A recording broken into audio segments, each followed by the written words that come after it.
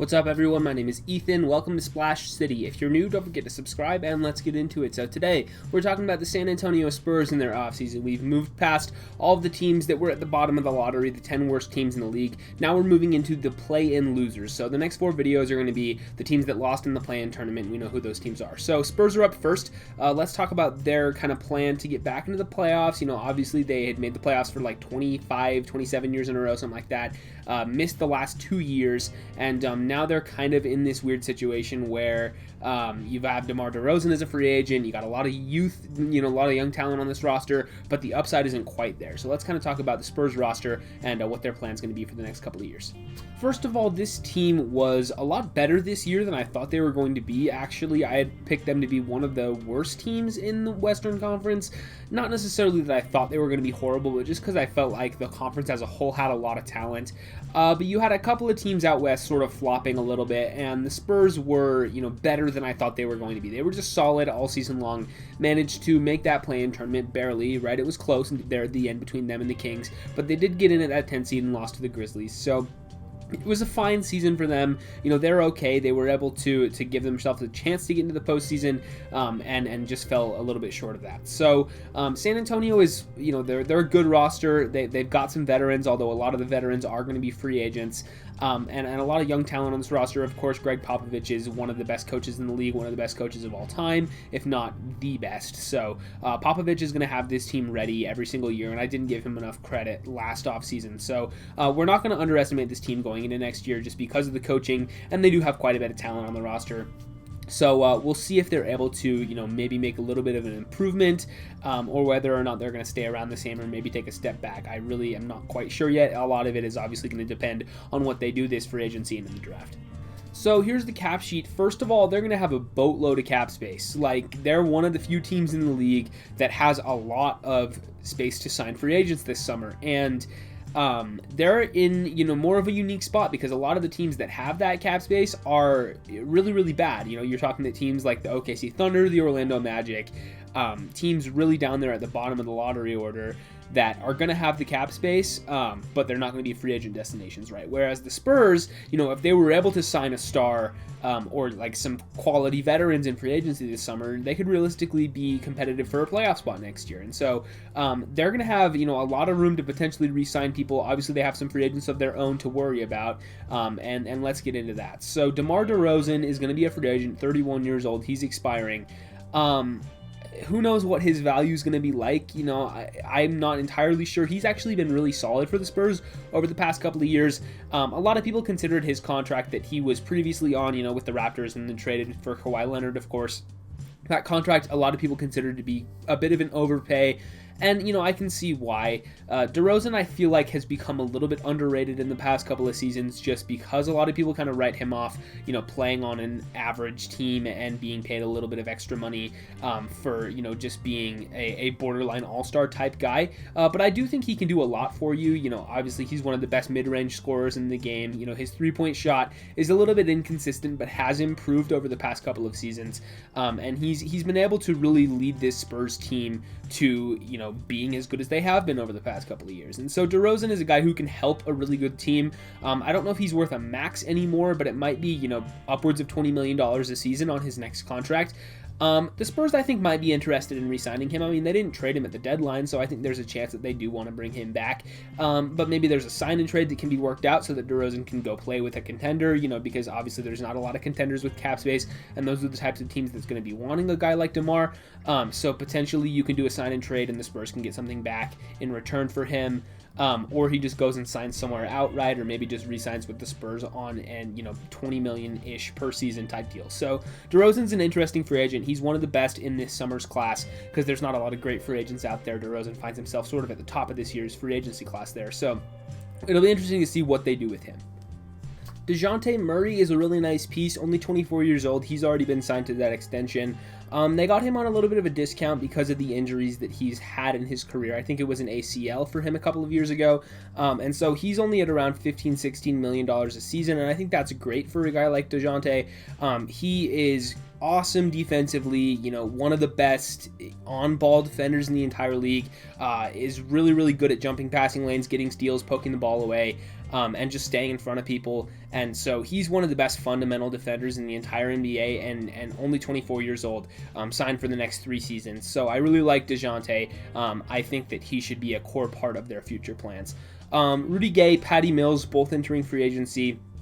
They could have traded either of those guys at the deadline, but the Spurs really didn't make any moves, as this franchise has been known to do, right? The Spurs are typically a team that does not do a lot at the trade deadline year in, year out. So both Gay and Mills stay on the team.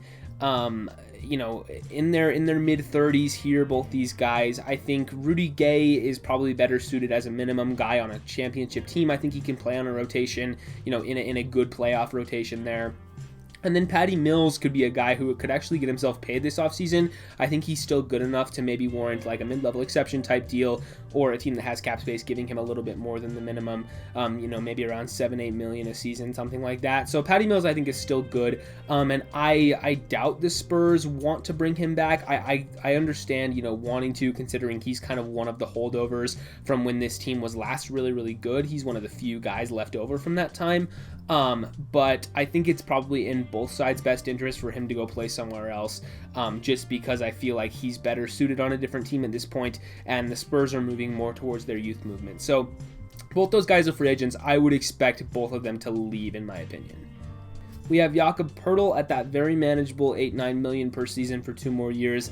He is also one of the better defenders in the league. Him and DeJounte Murray are, part of the reason why this Spurs team has had a solid defense this season and for the past couple of years. Poeltl is, very underrated. Not a lot of people talk about him. He's only 25 years old. And of course I have a soft spot for him because he went to Utah for college. That's my school, so go Utes. But Poeltl is a guy who, like I said, really good defensively, still very young, getting better, and that contract is very manageable for him. So him and Murray, I think, are both going to be part of this team for the next couple of years. And I think, getting both of those guys on the contract that they are on was great work by the front office, getting those guys both in there, not having to pay too much for just a really solid anchor for your defense. And I really like that. So Poeltl and Murray both are going to be key parts of this team for the next couple of years, I think. Trey Lyles entering free agency. I don't know. He's like fine, but he's 25 now and kind of hasn't really done much in the NBA, was in and out of the rotation at points this season, and I think it's probably, I don't think they really care about bringing him back that much, so would not be surprised to see him walk. Devin Vassell had a solid rookie year. I really liked him in the draft. He was a little raw this season, needs a little bit more time, but I like the foundation that he has, and he's in a good system here with San Antonio, so I expect him to stick around. Derek White signed him to a big extension. I think, it's fine. That might be a little bit of an overpay for a guy like Derek White, and he could potentially find himself thrown into a trade a couple of years down the line. But for right now, I expect him to stay on the Spurs. I think, they extended him for a reason, and I don't think they have plans to trade him this offseason. Lonnie Walker, still on his rookie deal. He's actually up for an extension on that rookie contract. I don't know if they'll give it to him yet. They might wait until he enters restricted free agency next summer. But he's, a nice player, still got a lot of potential, only 22 years old. I would expect them to bring him back as well. Moving down here, we have Luka Šamanić and Keldon Johnson, both young guys entering their 3rd season. I like both of these players, only 21 years old. Keldon Johnson really had a big breakout year this season. He is, late 1st round pick, didn't play much at all in his rookie year, gets a big breakout role in his 2nd season. He's, he plays bigger than he is. He's really strong, really tough. Good rebounder, good finisher around the rim. I really like what he brings to this team, and he's clearly shown that he belongs in the NBA. He, like I said, didn't play much at all his rookie season, but was given an opportunity this year and really took advantage of that. So I think he's going to be around to stay. Luka Šamanić, has not played much at all. Only appeared in 3 games his rookie year. This season, not that much. I think it was 33. I just looked at it. So he hasn't played a ton in the NBA so far. He's still a very raw prospect out of the EuroLeague. They knew that when they drafted him, right? A guy out of Europe at the 19th overall pick a couple of seasons ago. And he, I don't know if he's going to play more in his 3rd year. Maybe there's a trade you can work out for him. If they feel like he's not going to reach that potential, I don't know. But if he doesn't start getting consistent minutes in his 3rd season, I would start to be a little bit worried, because at that point, you kind of got to start producing on the NBA court, because you can't just be relying off potential when you're 22 years old. He's got to actually go out and do something. So Šamanić, I think this is going to be a boomer bust year for him. Moving on down here, you have Drew Eubanks at 24 years old. He's non-guaranteed for the next 2 years, so you could cut him without much worry. He played a little bit of backup center. I think he's solid, but, not the end of the world if you decide to get rid of him. I wouldn't be surprised if he got cut, but knowing the Spurs, they might just want to hold on to a guy like that. At 24 years old, who's able to produce at an okay level. They might just want to keep him around, which I don't necessarily fault him for doing that, because he's okay, but there's maybe not a ton of upside with a guy like Drew Eubanks. Daquan Jeffries has not appeared in the game for San Antonio. He was claimed off waivers from the Rockets and has not played for them. He's got a team option for next year. There's a reason that they claimed him. The fact that he didn't get in a game is a little bit concerning. I guess the waiver claim was right before the end of the season though, so there's probably a reason that he didn't get put in the rotation during the stretch run. So I would assume that because they claimed him, they'll probably pick up the option and bring him back next year. So we'll see if he can do anything. Only 23, has had a couple of different stops in the NBA, and hasn't had much of a chance to prove anything. So we'll see if he gets another shot with the Spurs. Gorgie Jang was a buyout guy. He came in, after that trade deadline, and he got bought out by Memphis, and shows up in San Antonio now. So we'll see, if they want to bring him back. I wouldn't be surprised if they decided to bring him back. I thought he was okay. He was solid and effective in his minutes as a backup big guy there. It'd probably only be at a minimum, so it's not the end of the world. I think he makes sense on this team, and there's a reason that they wanted to get him in the first place. Trey Jones is a guy who I loved in the draft. I thought he, is a really solid guy coming into the pros, there was a reason that he was a highly regarded prospect out of college, even if he fell in the draft a little bit to the mid-second. But I like him. I think they're going to bring him back. He's only 21, still getting better. So Trey Jones I thought was a second-round steal, and I expect him to come back on this team. Keita Bates-Diop and Quindary Weatherspoon, both two-way guys. It's fine, there's kind of the memes about Keita Bates-Diop being the god or whatever it is, and Weatherspoon is also okay, so I think both those guys are maybe worth taking a look at to bring them to the full roster or re-sign on two ways, because I think both of those players are solid enough, and it makes sense to have them around. So if you're keeping track here, that's pretty much the entire Spurs roster that I said they should probably bring back. Aside from the free agents, I think everybody that's under contract going forward is, there's no obvious trade candidate among them, right? All these guys are either still on rookie contracts or cheap deals, or the extensions that they were signed to are very manageable. Like I said at the top, Murray and Poeltl, I think both is incredibly fair value for what they give you on the court, the contract number that they're signed to. And even Derek White, like I said, he might be a little overpaid, but he averaged 15 points a game last season. And so, I think he's still worth keeping around, even at that $15-16 million a season. In my opinion, that's a little bit of an overpay, but it's really not that bad, is what I'm saying. So there's really no obvious guy oh man, we need to get this contract off the books. So if we're going to make a move, this is the guy we include. Because before, it would have been Trey Lyles, Rudy Gay, Patty Mills, but all those are expiring now. So you've got a ton of cap space. If you want to bring back DeMar, that is completely fair and valid, and I think that they would be okay to do that. Patty Mills, even, I think you could extend and potentially trade him down the line.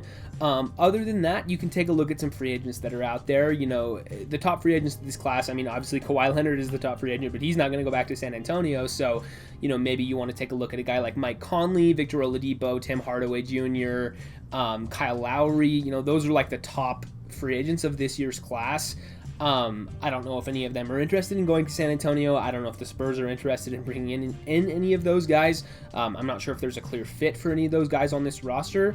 But it's always a possibility that you go out there and sign somebody and get back into the playoffs next season. So we'll see what the Spurs want to do here. But this is already a solid roster full of a lot of young guys who are getting better. And I think that they're mostly okay to just kind of stay the course. Continue, to draft young talent, because they're still going to have, picks in the top 15 or whatever. And hope that you can find some diamonds in the rough, hope that some of these other guys in this roster are able to develop, and then use your cap space to sign guys either with the intent of getting better immediately or potentially flipping them for pieces down the line. And they have the 12th pick in the draft, right? And that is a very interesting spot to me. In the late lottery this year, there are a lot of prospects that I feel like are interchangeable for a lot of people. This year's draft is interesting because there's a pretty clear, I think, top 6 for a lot of people. But once you get past 6, there's going to be a lot of teams picking based on fit, based on potential. There could be a lot of movement in that range, but between 7 to like 14, 15 of teams maybe moving up, moving down. Players, completely out of a grab bag there. I think there's like 10 players that a lot of people kind of have in the same group, and you're just going to pick depending on whatever you feel like your team needs. So the Spurs, really no idea who's going to be available for them at 12, who they might go with. If they do stick there, maybe they want to trade up to, potentially draft somebody, or maybe they want to trade down even to get some more picks there. I don't really know, but if they do stick at 12, there's a couple of prospects that I've seen linked to them, particularly Josh Giddey. I have seen a lot of mock drafts having the Spurs take him, and I think that makes sense. Bigger wing, kind of facilitator, good scorer type guy. And I think he would make sense in that system. Potentially a guy like James Bouknight, I think, would be a good fit there. You're talking about all these prospects: Corey Kispert, Keon Johnson, Davion Mitchell, Moses Moody, Franz Wagner, Chris Duarte, Jalen Johnson, Usman Garuba even. There's a lot of guys, right? And I don't know what the Spurs are going to do. This is a team that, keeps pretty quiet, so we might not know until draft night exactly who they're going to be picking. But we'll see. They're in an interesting spot at number 12. They can get a really nice prospect and, add that to their young core, and they could be right back in the mix in a couple of years. But yeah, I think that's all I have on the San Antonio Spurs. Like I said at the top of the video, if you're new, don't forget to subscribe, leave a like, ring the bell if you want to, leave a comment letting me know what you guys think about the Spurs in their offseason. How good are they going to be next year? Is it going to be another play-in season for them? Are they going to be able to make the playoffs? Or are they going to regress? I have no idea. I would love to hear your thoughts down in the comments below. But yeah, with all that said, see you guys in the next one.